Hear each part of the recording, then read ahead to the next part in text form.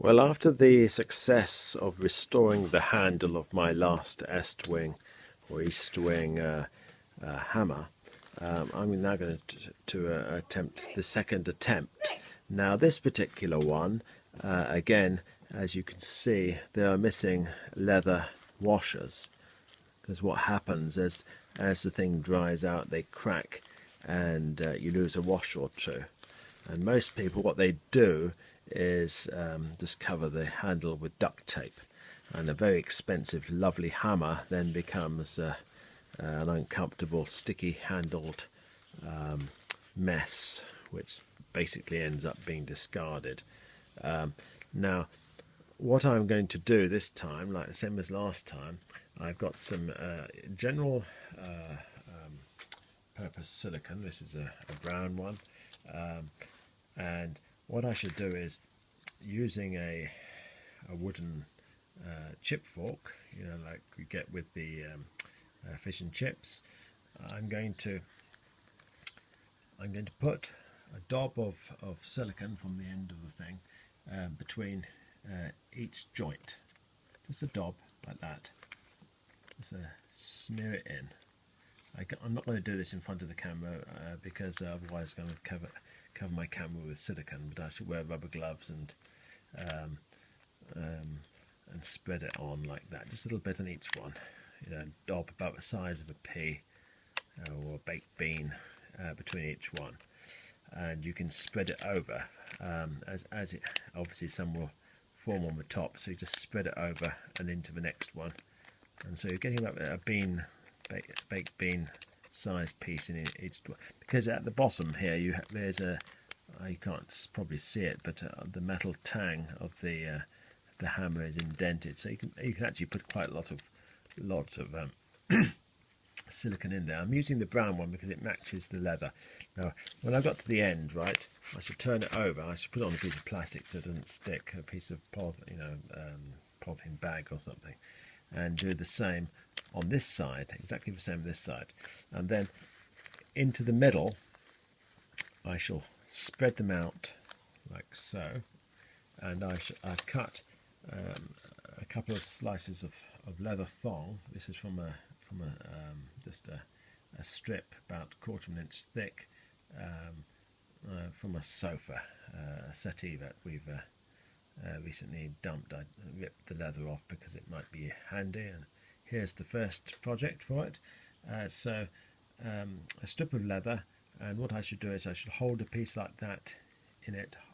I should hold that with one hand and then tightly bind it round, do a couple of turns, a little bit of silicone, and keep going until it runs out or if it snaps. And I've got two pieces cut to allow for that, if that happens. And again, if it does break, because it is just leather, I mean, if you had the like a leather shoelace, you wouldn't have the problem because it'd be stronger, but this only has a certain amount of tension you can put on it. So if it does break, you're going to have to again have an overhang so you can hold it to tug on, and you'll need to adjust it so that the so you don't get a knot each side, so you can get a nice smooth finish. The last time round or so, you're going to have to put extra silicone on it, and so get it nice and smooth, stick it down, and then after you've finished it all, you've then got to go over the handle and just move the various leather segments together so they're all lined up nicely in both directions, and you can smooth it down nicely, make a nice thin layer. It doesn't matter how much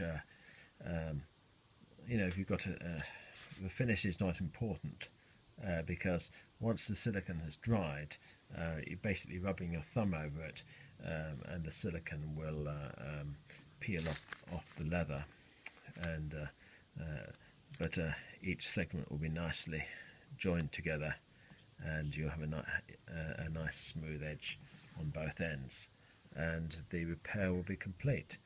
And so I shall show you another clip at the end, the finished object. It may be a second video, depending how I upload it, but you'll see the finished job is very quick and easy to do. You can finish off the end of a tube of silicone. You don't need an awful lot, probably I don't know, about the size of a golf ball, and you can restore your Estwing hammer, and restore it to its former glory without having a bit of horrible gaffer tape around the handle, and a hammer which would cost you £40 in the shop is like new then, because these type of hammers are very good quality. And well, my other one I've had for 40 years. This is probably about the same age. I bought this second hand, having done my recent repair. I thought, well, I'll have a go on another one. Then I'll have two good hammers. Okay, well, thanks a lot for watching, and have a good day.